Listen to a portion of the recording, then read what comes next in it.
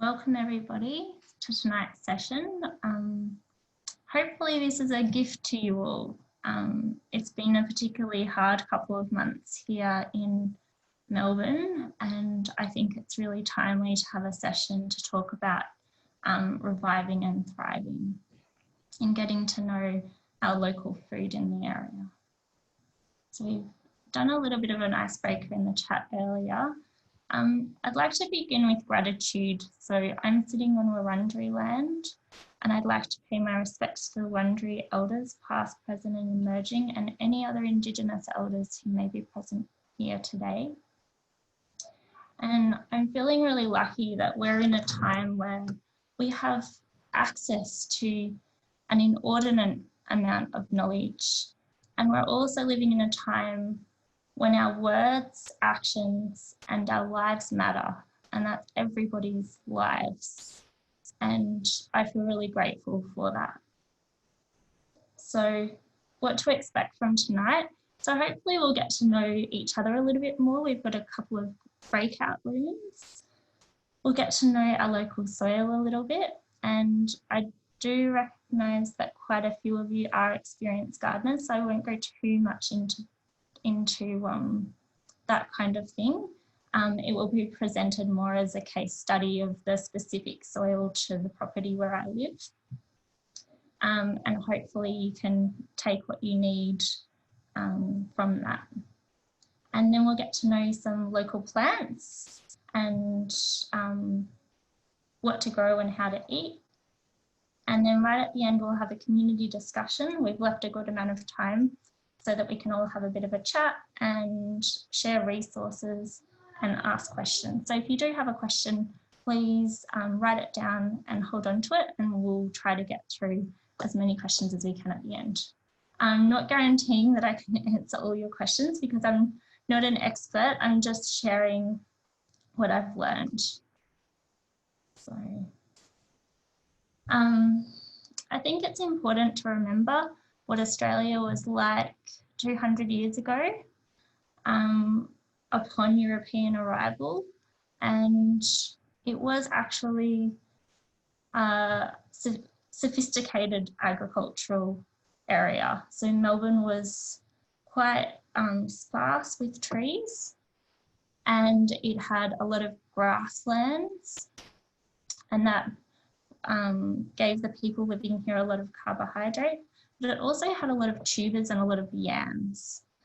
And it was documented early on that when people first stepped foot here, not people, sorry, I should say, when Europeans first stepped foot, they would sink into the soil, and their carts would sink into the soil because it was so light and fluffy.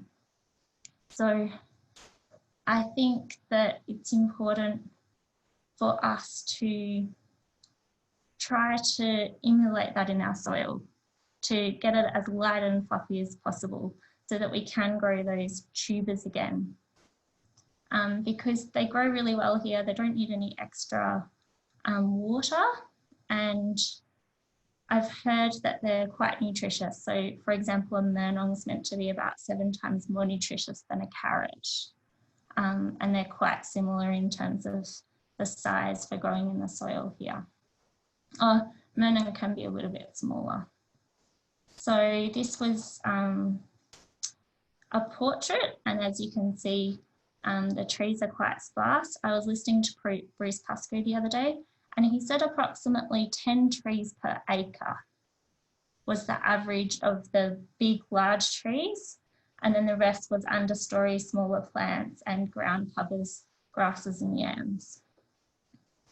So I think it's important to begin with the soil. And the reason why is because at the beginning when I started planting plants, I didn't, and I had a lot of failures. And I didn't know why until I did a soil pH test, and our soil pH was 9, which is quite alkaline. And the reason for that is that most of our property was concrete, and whenever we wanted to plant a garden, we had to jackhammer up concrete. So the case study that I will share is of actually jackhammering up some concrete to make a garden, because whenever we've made a garden on our property, this is what we've had to do. So it's really important to start with a soil pH, and the reason is because if your soil is too acidic, your roots will get burnt, and if your soil is too alkaline, then your plants won't take up the nutrient from the soil. And typically in a garden, we're looking for a neutral pH, whereas for natives, they can grow with a neutral pH, but some natives prefer a slightly acidic pH of about 5 to 5.5. So what did we do after we jackhammered our concrete and we found that our pH was 9? We were like, how do we get from a pH of 9 down to a pH of 5 to 5.5? So we consulted a member of the local nursery who advised us to add some gypsum to the clay to break up the clay a little bit more. So we actually dug out a lot of the soil and put lots of holes into the clay, added gypsum, and then to try to make the soil healthy again, we added a lot of organic matter and a lot of compost. It's important not to add manure though, or chicken poo, because native plants don't like the high nutrient content in these manures. So we didn't add anything like that. It was more just garden compost and compost from our kitchen that had been sitting there for about a year and was ready to go. So once we added everything in, then we put some mulch on top so that the soil wasn't bare, so that it would be covered. And we waited 6 weeks just for everything to settle down. Now we did actually go back and repeat the pH test, and it was still a little bit high. It was still about 6.5 to 7, but when we talked to the person at the nursery, he explained that when you add organic matter, you get a false high or a alkaline pH for a little while your soil is settling down.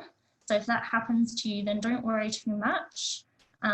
He advised us not to do anything more and that we could plant directly into that. So we did.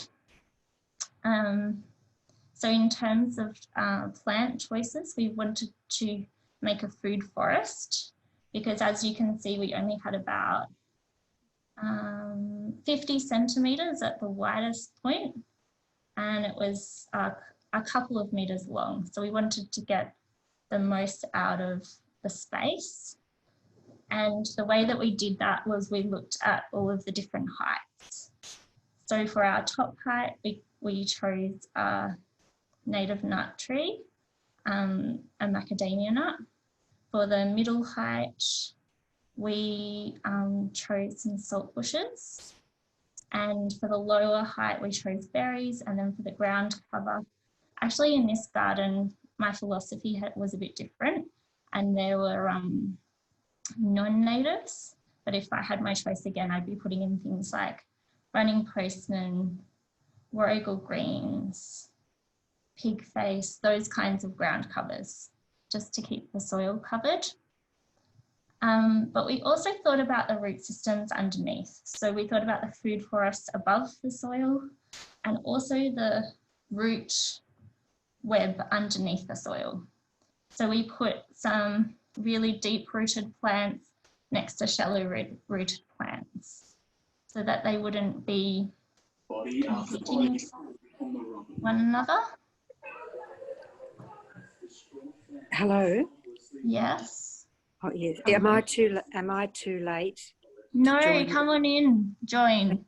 Thank you. Welcome. I can't see you, but I can hear you, and welcome. We're just talking about building up our soil and deciding what to plant in a space. So this is a case study of our garden that we put into the side of our driveway. So this is what it looks like now. So you can see it's quite lush and all of the different layers are filling out. I think what we've learned is that we put too many big trees in to begin with. If I had my time over, I would have just put 2 macadamia nuts in and I would have set them at least 2 meters apart, because I think that we're actually going to have to take some of those out. But this is a really good thing because you can all learn from my mistake and do it differently. One of the benefits with the way that we planted was that macadamia nuts, when they're grown for commercial reasons, they're actually painted white because they don't like the sunshine on their bark. We chose to put old man saltbush in front of them to reflect the sun, and we haven't had to paint them. And they've been flourishing and they get the full western sun, but they actually don't get any of that sun because the saltbush protects them. So think about how you can companion plant in your garden so that it's a win-win situation for all of the plants. And then the other thing that we did, and I'm not sure if it had an impact, but we did purchase some mycorrhizal fungi that was Australian. And we did that because we were planting fruit and nut trees, and we read that it's really important for these plants to communicate via their root systems to help one another out, especially if one gets attacked by a disease, it can communicate to the other one, and the other one, before it gets attached, can release, I'm not sure what it releases actually, like different smells and things, so that the bugs won't then come and attack it. And I can't be sure, but I know that the science says that when we add mycorrhizal fungi to our nut and fruit trees, that they do flourish. So if that's something that interests you, I invite you to look into it. And the other thing that works really well in our system is we use the chop and drop technique. So we use the living mulch to provide nutrient cycling for the plants. Now, before, when I said that when we established this garden, it was when we had a different philosophy, I just wanted to bring up that there are a lot of different philosophies and that they're all correct. So I've heard this philosophy that we must plant Indigenous plants and they should all be within 10 kilometres of our house, and we must only plant those plants. And this is true.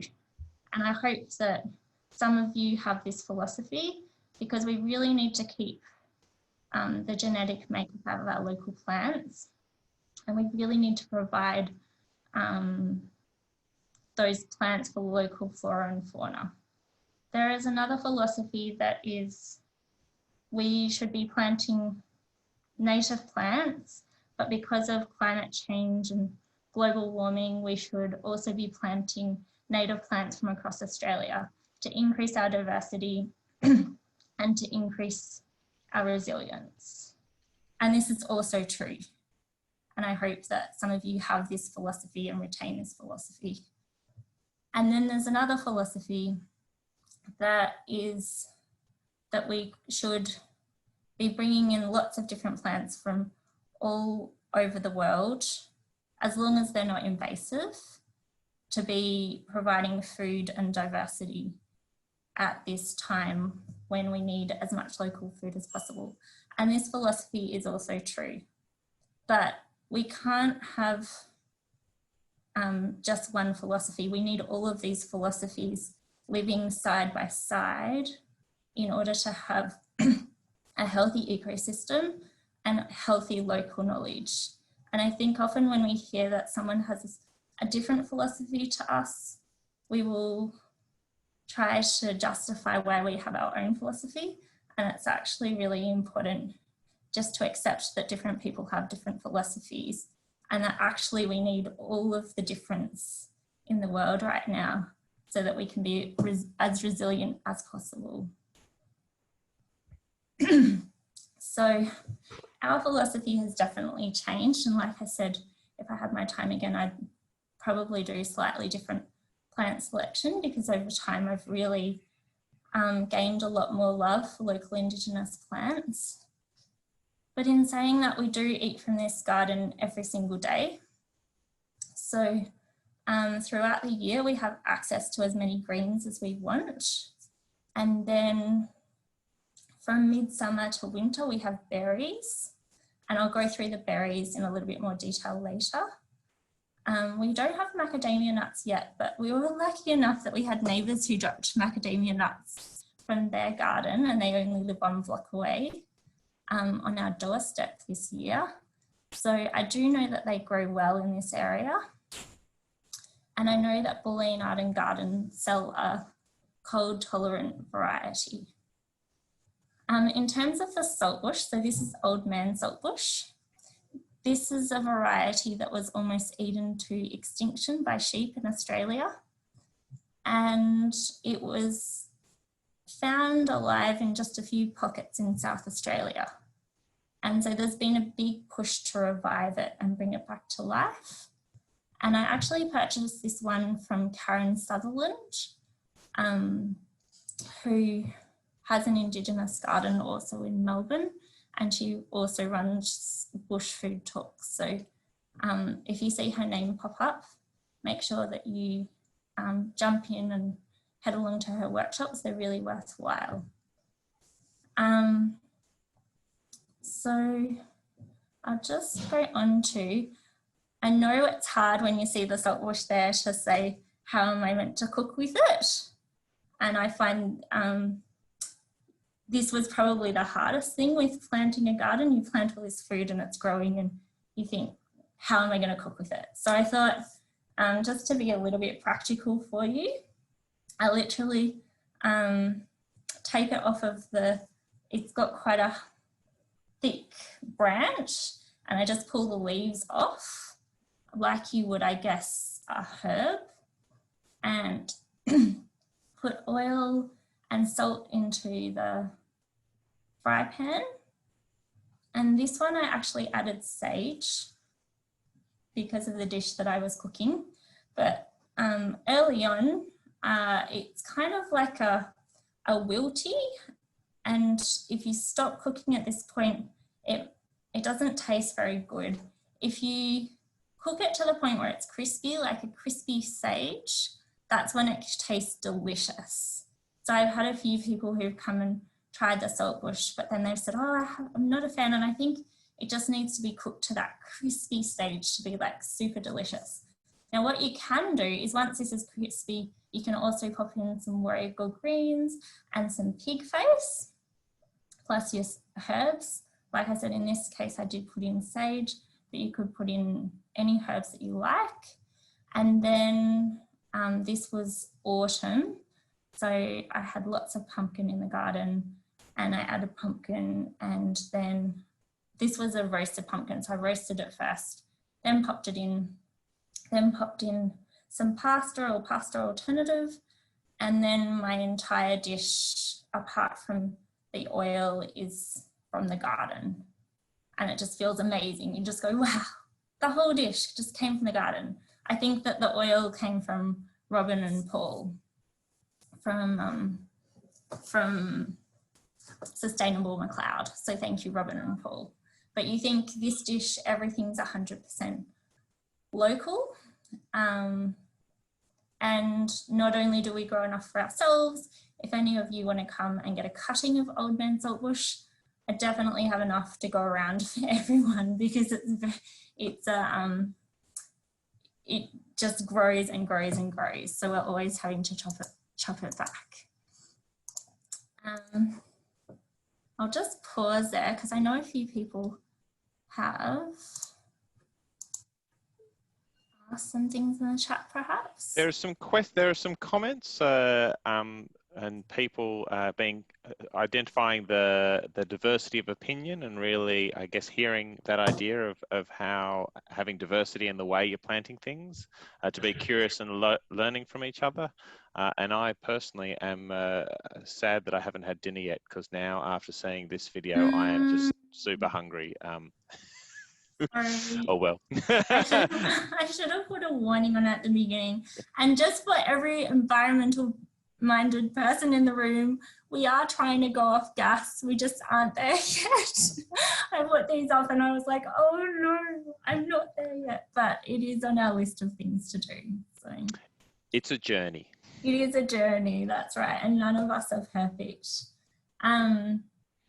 So the other thing that I wanted to say is that, like at the beginning when I put lots of plants into the ground, I just expected them all to grow. And that doesn't happen. And in gardening, you just value the plants that do grow and learn from the ones that don't. Just view it as one really big experiment. And yeah, if you have a plant that grows, it's like, hooray, that's wonderful. So focus on the positivity and your journey will be a lot easier. So I was going to ask you guys if you can think of a purpose, if you can think of other purposes for native plants, not just for eating, but I'd like to have more time for breakout rooms. So I'll just quickly go through.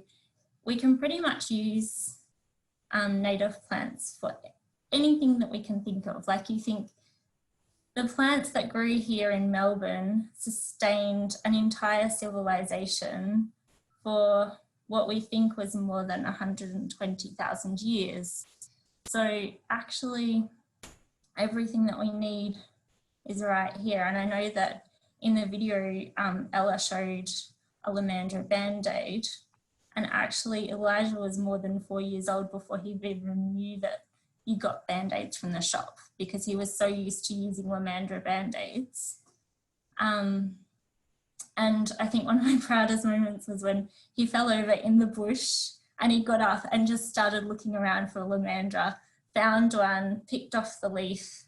You kind of split it so that it's really thin, because when you first pull the Lamandra, it's quite thick. But then if you split it, it kind of peels off into tens and tens of little Band-Aids. And then he just popped it on his foot and put his shoe back on. And I was just like, wow, you know, he doesn't know any different. So please, please experiment.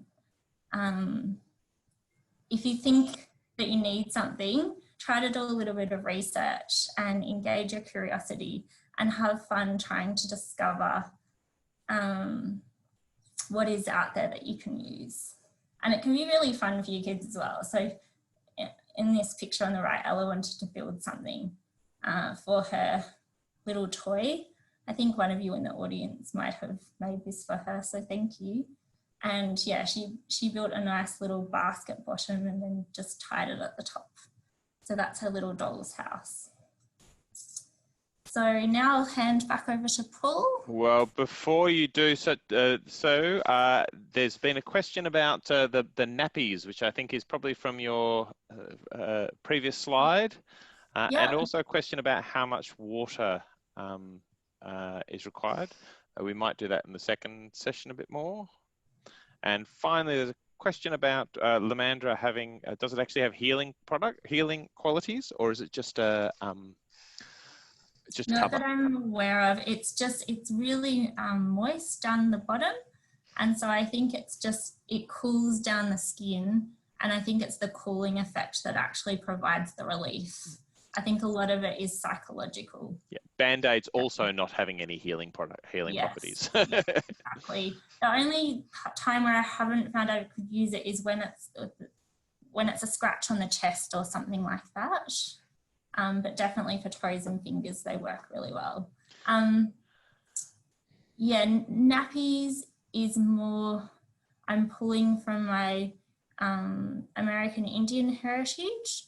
So bulrush was used, you know how the bulrush seeds, you get that long spearhead top and it's light and fluffy seeds. So those were used as a nappy because it's super absorbent. And bulrush also grew really, really well here. It was in all of the waterways. So this is just an assumption that I'm making based on what is written in other Indigenous cultures. But it's here and we know that it can be used for that. So why not use it? Yeah. And also if your kids are outside, you don't have a need for quite so many nappies. Absolutely. Yeah. I'll hand it back to you now, Paul. No problem. So excellent. Well, welcome back everybody. Thank you for being so absolutely spot on and on time. And I know we're all keen to hear the next section. So again, we're going to follow the same sort of process. We're going to hear a bit more from Shay, have a little bit more of a breakout or harvest session. And we're going to look to finish at 8:30. So without ado, I'm going to hand over to Shay. Thank you, Paul. Can you see my screen? Excellent, great. So this is just to advise that this presentation contains images of Indigenous Australians who have died. Oops, sorry. So this is the part where we really get in and get to know some plants. Just a little bit of advice about only consuming plants that you have gotten to know and feel confident identifying. None of the plants that I'm about to share with you should taste bitter or astringent. So astringent is when you taste something and it makes your mouth feel dry. So if you do taste something and it's not quite right, just spit it out and rinse out your mouth and don't continue eating it. And just as a general rule of thumb, it doesn't work all the time, but especially if you're starting out, if you have succulents or leafy greens and you break the stem of the plant, if a white sap comes out, then don't eat it. And I've read from some Indigenous Australian writings that there was a rule of thumb also with yams. If you scratched the yam under your fingernail and held it up, if it was milky, it would need processing prior to eating. And it's best to, I shouldn't really use the word purchase here because hopefully we can be getting cuttings from one another and sharing plants, but to receive our plants from people who really know what they're growing or from a trusted nursery, and to pop something in the ground to label what we've planted so that we know what's there for later. So something that I thought would be really fun tonight is go through 4 seasons of berries in our area and what grows really well. And I've chosen this because berries are something that are delicious, they're expensive, so if we can grow them, we can save ourselves a lot of money. They're really fun to do with the children. But I think that one of the mistakes we make with berries is we often just buy one plant. So if you are deciding to put in a berry patch, I would advise to buy many plants or buy a couple of plants and then propagate off of them. Because if we're planting any other kind of berry from anywhere else in the world, we would often put in a whole patch. And we need to do the same when we're doing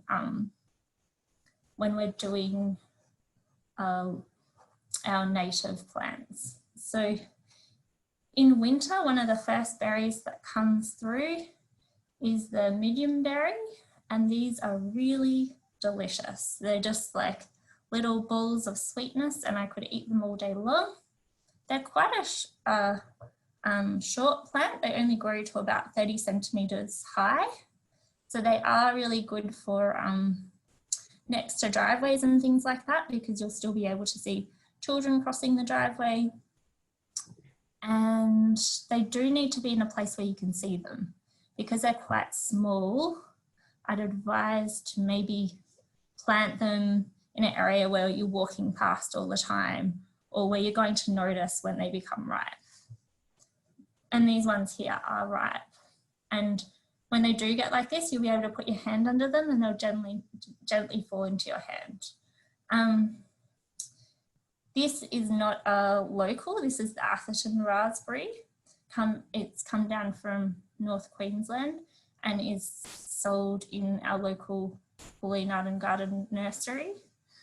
The reason why I grow it is because for some reason, I'm not sure what reason, I've been trying to grow the local raspberries for a long time, and I'm going to continue to grow them because I think it's important for the local animals.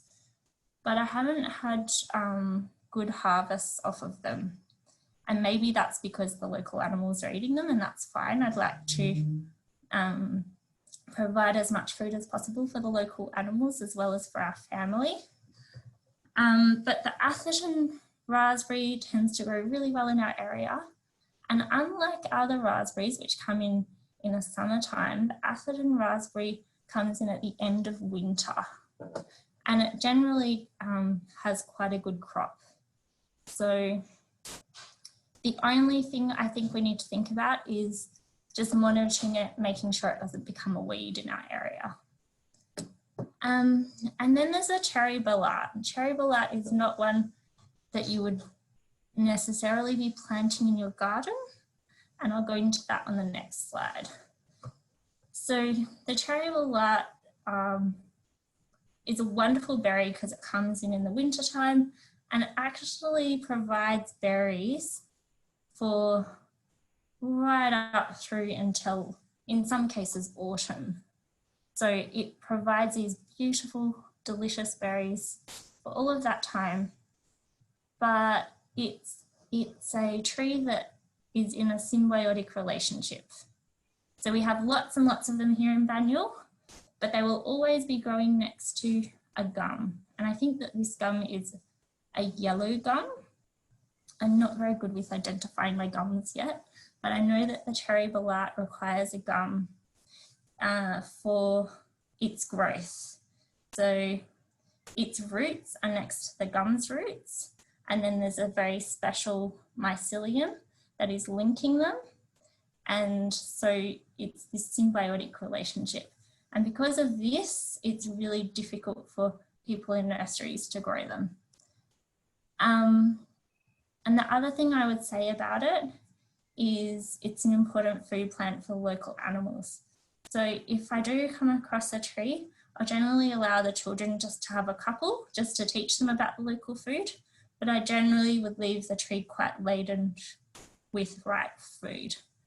And the next part of our experimentation is maybe taking some of the seeds and putting them next to the roots of local gums and just seeing if something happens. But that's still an experimentation phase.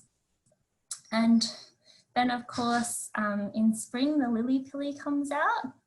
And I do know that in this area, there's lots of animals that love the lily-pilly too. I'm generally quite happy to donate my lily-pillies to the local wildlife because we're all part of this ecosystem. And so we must divide what we grow up into all of those pies to share with all of the local animals as well. In saying that, this season the children have gotten quite a few lily-pillies. I've always wanted to make lily-pilly jam, but every time I make a harvest, the children eat them straight away. So it's on the to-do list for one day. And then the springtime berries tag team it with the summer berries. And in summer, we're lucky enough to have what you saw Ella eating in the video, the prickly currant bush. And the prickly currant bush passes the baton onto the appleberry. And we have lots and lots of different appleberries, and they all taste slightly different. The way to pick them is to wait until they're really ripe and then gently put your hand under them. When they fall into your hand and they're nice and soft, that's when you can eat them. And they're kind of quite soft and custardy in their consistency. I have been told that you can pick them when they're green and bring them inside to ripen them up. So if you are having issues with animals eating the fruit when it's ripe, you can maybe take a couple and try doing that with them. And then the other berry that will come out in summer is the elderberry. And I've read in lots and lots of books that this is quite a sweet berry. Now, I've only tried to grow the local varieties, but I can tell you that at no stage is it sweet. So I think that perhaps growing the local variety, we do get a good harvest. This is one is a white berry, and the plant is absolutely laden in these berries, and it's a really great bush for growing in the shade. It seems not to require much sun at all. So yeah, it's just wonderful for the south face of your fences and things like that. But perhaps it is an item to go into Robin's gin recipe, you know, more for a bit of, you know, looking at it rather than for its taste. But I do know that we have lots and lots of elderberries all over Australia, and perhaps some of us can experiment with different ones and work out if there is one that we really like the taste of. Now, the local raspberry is this one down the bottom here, and that's the one that I think is eaten by the local animals. So it's important that we grow it, but if you are growing it, you probably won't get a crop. And then they pass the baton onto the autumn berries, which are predominantly saltbush. Like I said, the cherry balat can produce berries all the way till autumn sometimes. But the children in the autumn time, they love going out, and we just have a fence and we've planted saltbush all along the fence. And it's all different saltbushes. They come out at all different times. And so this is one here you can see. It's just, it looks like there's actually 2 different plants that have been harvested there. So you think they're quite small, but if you're harvesting that amount every day, it's meaningful, and the kids love the adventure. And also on a salad, if you put some of these with maybe some edible flowers, like some native violet flowers or something like that. Yes, the elderberry is indigenous, yep.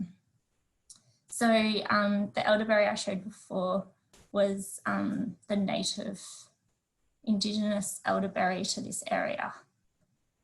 Yeah, so not the one that we usually grow from the UK, just in response to Joe's question. Yeah, thanks. So in terms of the saltbushes, there's over 60 different varieties, and depending on the saltbush, depends on how tasty the leaves are. Most of them have got edible leaves, and a lot of them have got edible seeds as well. So I would encourage you to experiment with your saltbushes. Often in the wild, we see them growing under gums. So if you have on your nature strip a gum tree, I'd encourage you to plant the local species under the gums. And council, I'm sure, would love to see that, because they love seeing the local varieties planted locally. So yeah, we're really lucky with our berries. And I've just gone through 4 European seasons, but I wanted to highlight that Wurundjeri seasons are actually different.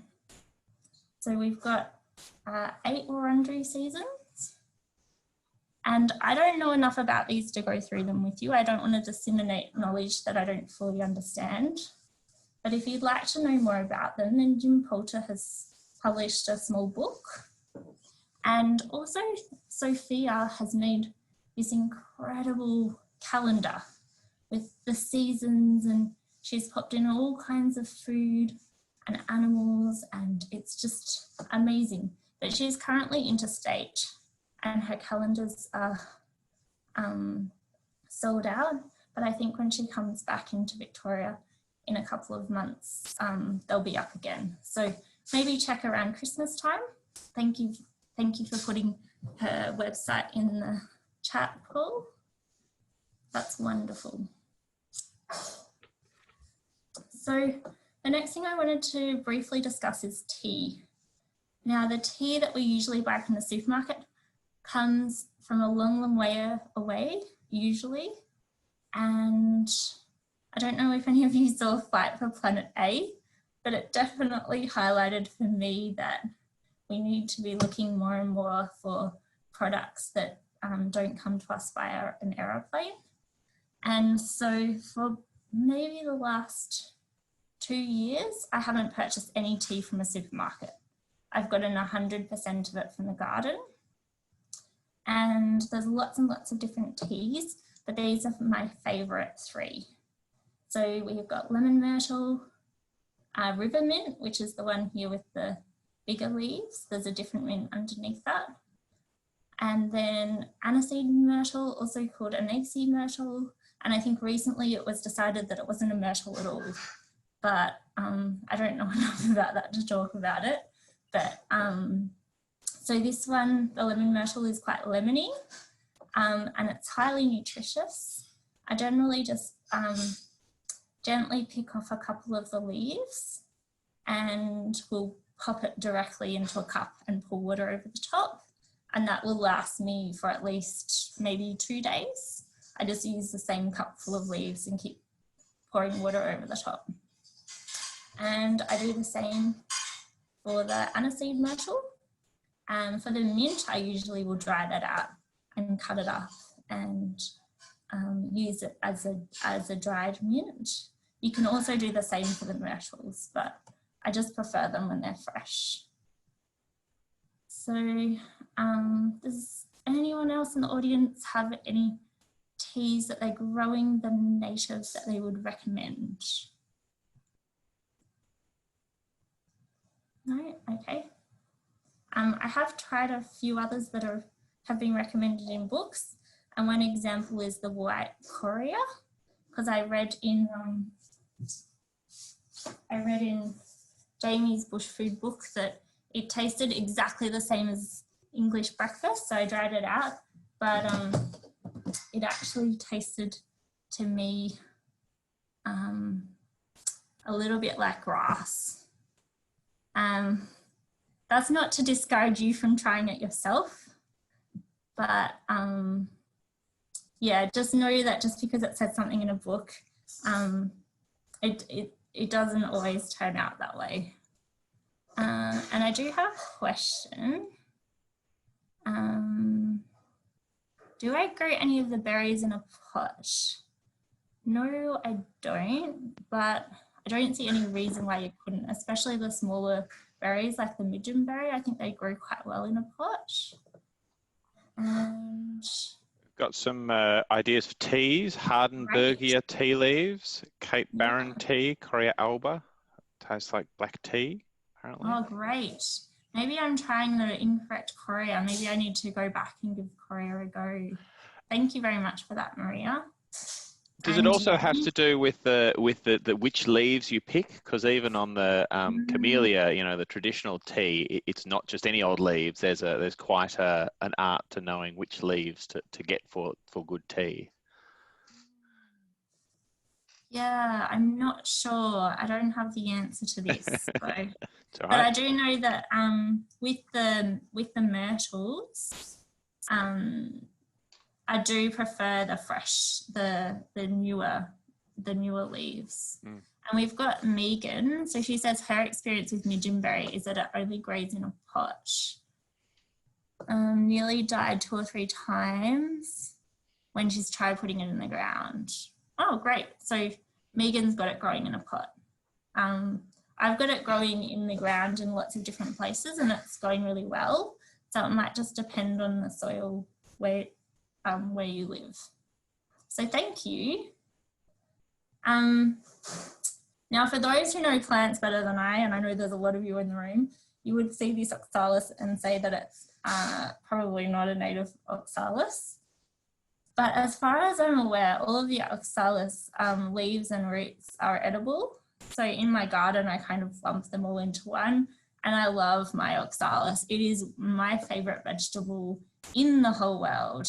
And when I first came here, I was told that it was this horrible weed and I needed to take it out. And then one day the kids were helping me weed and they just started eating the roots and just talking about how wonderful they are. And I tried them and they're so tasty. They're like these crisp, sweet, almost like between an apple and a carrot. They're just delicious. So you do have to dig quite deep to get the good tuber that's underneath them. And the root doesn't taste lemony at all. So the leaves do have oxalis in them. I'm not sure if it's the same with the root. And so it's recommended that we do blanch the leaves before eating them. But in terms of oxalic acid content, so just for people who maybe aren't familiar with oxalic acid, it's something that is in some leafy green vegetables. And if we consume too much of it, they say that it can give us kidney stones, in saying that if we don't consume it, then our body produces it. So we still don't know 100% like the relationship between our bodies and oxalic acid. When I looked up the oxalic acid index, I saw that parsley was at the top of the index with the highest oxalic acid content. And you think of how often we just eat parsley and don't cook it. Yeah, so I think it's something, if you're eating leafy greens out of your garden every day, something to be mindful of, just to really lightly cook it first. But in saying that, if you're out in your garden with your kids and they want to have some, then that's okay too. Especially when you consider it's got about half the content that parsley has. So there's a list here that I've got that you're welcome to take a photo of or something for the native oxalis. We obviously don't want to be introducing any more of the non-native. But if you're lucky enough to have this plant growing in your garden, then it is really, really delicious. And you can eat the whole plant. And there's, you know, the wood sorrel, the one with the yellow flower that's quite an invasive weed in our area? Well, the kids eat the whole thing. They eat the leaf, they eat the flower, the root.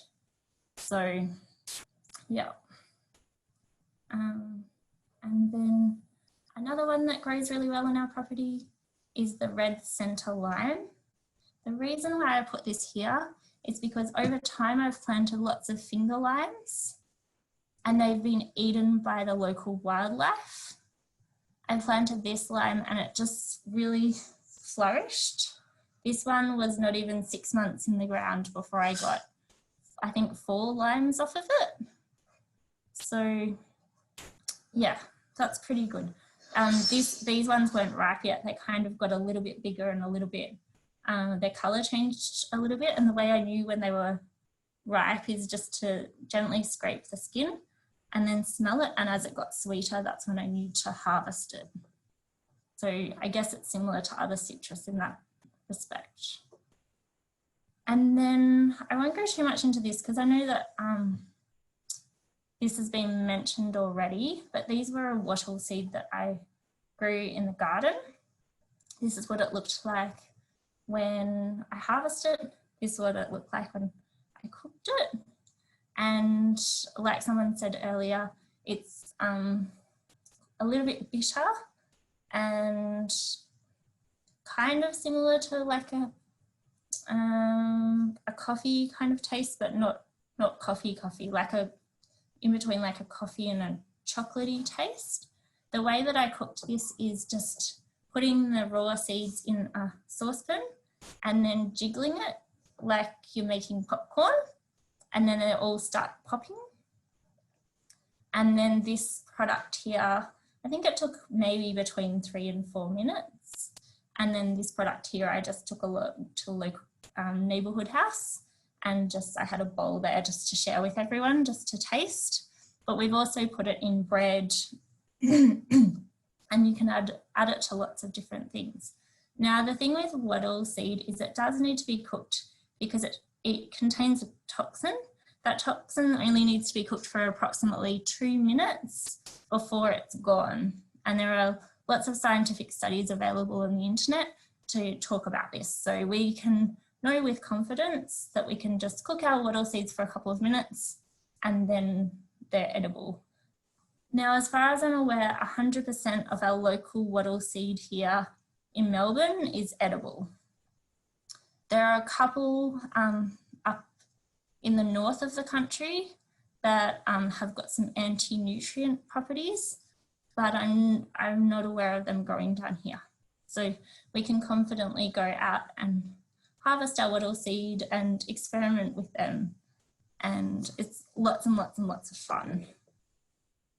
Does it matter what variety of wattle seed you use? So this one was actually a Flinders Island wattle that I got from a local nursery that grew across the ground because I wanted a ground cover. So it was only maybe 30 centimetres higher and quite wide. But the one that you generally get for commercial reasons is Acacia victoriae. In saying that, our local blackwood wattle seed is also edible, and our local black wattle seed.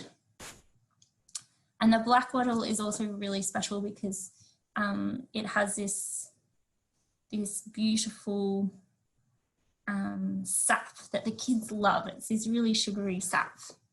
So I know that not a lot of people plant wattle, but I think it's because there's a fear of death, because wattle does die young. But there is a reason why they die young, and that's because they're nitrogen fixers in the soil. So their job is to go in to the ground to fix the nitrogen in the soil for the other plants. And once they've done that, they sacrifice themselves to the soil so that the other plants can really thrive. So once we begin to understand the wattle, we can put that fear of death aside. And when they do die, we can say, thank you, wattle. I really appreciate what you've done for the soil. And move on and hopefully plant some more wattles. Just briefly, Lamandra. So Lamandra is an amazing plant as well because the base of Lamandra is kind of like an artichoke. It's a vegetable that we can eat. It has a seed, it's got a flower that's edible, it's got a seed that's edible. This is some seed I harvested probably a bit too late. It was a bit too hard. And I'd love to, at the end, just ask if anyone's got any experience with processing the harder seed. It can be useful for making all kinds of things. So here we've got, these aren't all necessarily made by Lamandra, but they're all 100% made by plants and animals in the area. So you can see there's a water bottle up the top. There's a rug. The thing that really stood out to me in this photo is what I'm assuming is a baby carrier. This basket here. It could be for something else, but it is just incredible. You think this was made out of a plant that grew from the soil here. So I do know that there's lots of active weaving groups in Melbourne if anyone's interested. And then we go into the experimental zone. So in my area, when I'm walking around here in the local nature reserves, there's lots and lots and lots of lilies. I've been trying to grow these in my own garden, and I've grown this one on the right, the bulbine lily, for about 3 years because I know it takes a few years for the bulb underneath to grow. But then when I've harvested it, I haven't found that there's a significant bulb underneath. So this is something that I think as a community we can all experiment with and share our ideas. On the left here, we've got a chocolate lily. That's a bit simpler to harvest because it's got this smaller rhizome right next to the surface, and we can roast that and eat it. And when I first asked someone at the nursery about these, they said, oh, I'm not sure about eating those because you have to cook them. And I thought, oh, I wonder if he says the same selling potatoes to people. Because from what I've read, that's the way that we would cook those as well. We would roast them. This is something that we don't have too many of these trees in Banyule, but we do have some. When we went to a park recently, there was a Karajong tree, and I just sat under the tree on a picnic rug with the children, and we just de-hulled these seeds and just ate and ate and ate them. So we've talked about wattles. Wattles are really high in protein. Currajong seeds are really high in fat. So if you're ever processing them, they've got this fluff in them that can get into you, and it's really, you don't want to touch that fluff because it's almost like splinters that cause itch. So you want to gently flick out these seeds, and then with a knife, I just slit off the end or slit off the side, and then there's this delicious kernel of, it's almost like a macadamia nut. And I really think that in Australia, we should be looking at the commercial value of this, putting it through a dehuller, because these are just amazing. And then there's the Myrna. So in Melbourne, this is the plant that was really prolific, and it was a staple carbohydrate food. And it came with a story. So when I was first given this plant, I was told that the Mernal, the roots are the grandmother, the mother, and the child. It's got 3 roots. That when we harvest it, we say thank you, we express our gratitude. We harvest the mother, and then we put the grandmother and the daughter back into the ground. And I think that that is really important because it's teaching us a relationship of reciprocity. And when we think about it, every plant will have a story like this to teach us our place in the world, and also our place with the plant. And it's really important to start to learn those stories. I did just see a question about what kind of soil the Mernal's like. They like full sun, really light and fluffy soil. They don't like compact soil. So I'll usually sift my soil so it's nice and light and fluffy before putting them in.